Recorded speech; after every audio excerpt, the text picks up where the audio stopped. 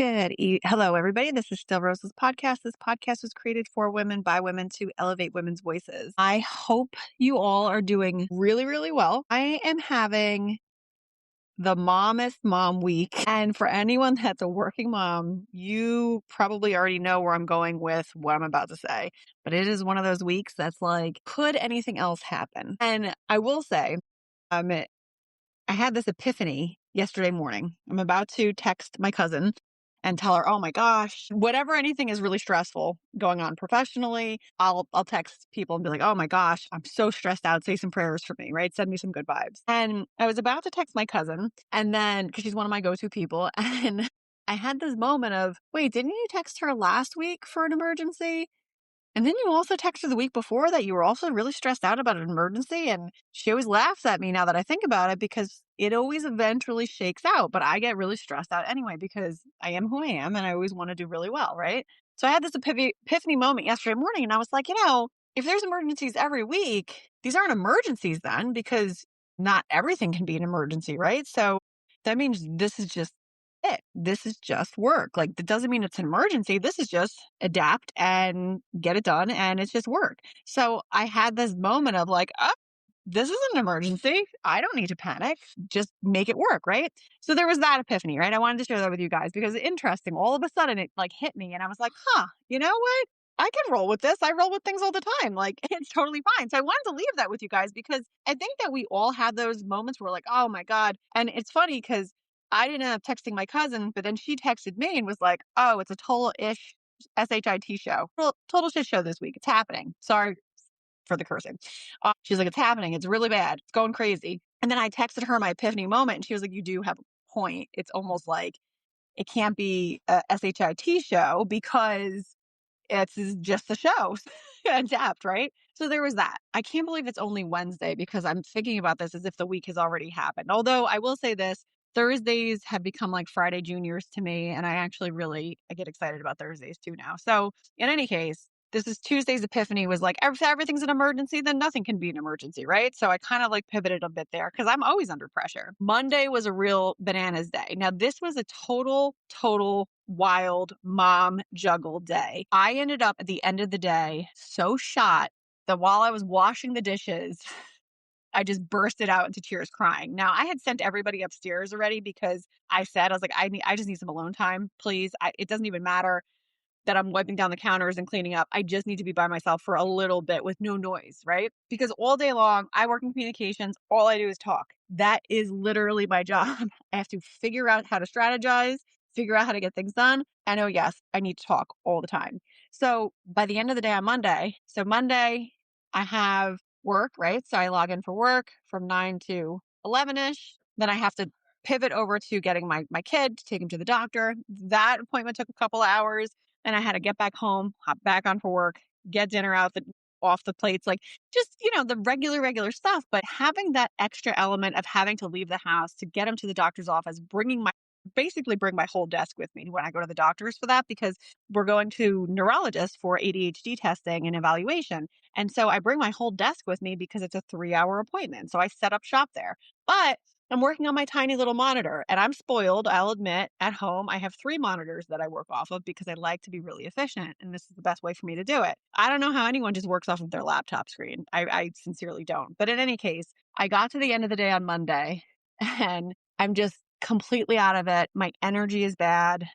I can feel it. I can sense it. I felt like there was an internal scream at the top of my lungs happening, but I actually wasn't obviously screaming because that's insane. So instead, I can just feel the tension in my throat. So my throat chakra starts closing up, right? Because of all this bad energy that I was like harboring in.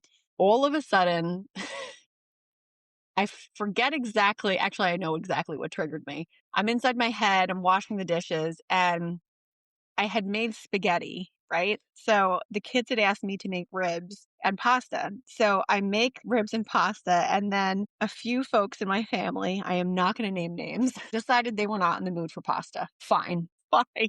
They just wanted the ribs. This is fine, whatever. But at the same time, I'm like, but I made, you made it. So like, as a mom, especially like if you're a working mom, I look at my time as valuable. So if I'm stopping everything to cook dinner, to me, I'm like, you better eat this food because I stopped everything to make sure you have food. So don't tell me you want to eat a bowl of cereal, right? So I'm kind of like unraveling as I'm cleaning because cleaning is mundane, it slows you down a little bit. It's a little bit calming in the sense, as long as you're not rage cleaning. If you're just cleaning and trying to straighten up, it's almost like you're just getting things off your chest. Like that's what it feels like to me. That's the equivalent to me, right? So I'm washing the dishes at the end of the day, and all of a sudden it pops into my head my family that was like, you know what? I'm not in the mood for pasta, and I just started laughing, and then from laughing, I started sobbing. But I kept cleaning because I like to be efficient with my time, and so I actually meant to text my cousin to tell her that I have an update because instead of crying in the shower at the end of the day when I'm having a nervous breakdown because I'm so stressed out, I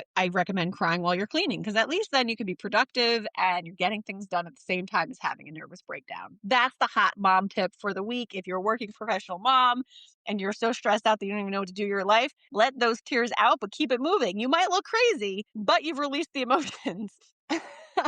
I'm laughing because I actually used to make fun of my mom for crying all the time. She still cries for everything. She cries when she talks about certain things. Yeah, I can just hear it in her voice. She gets choked up.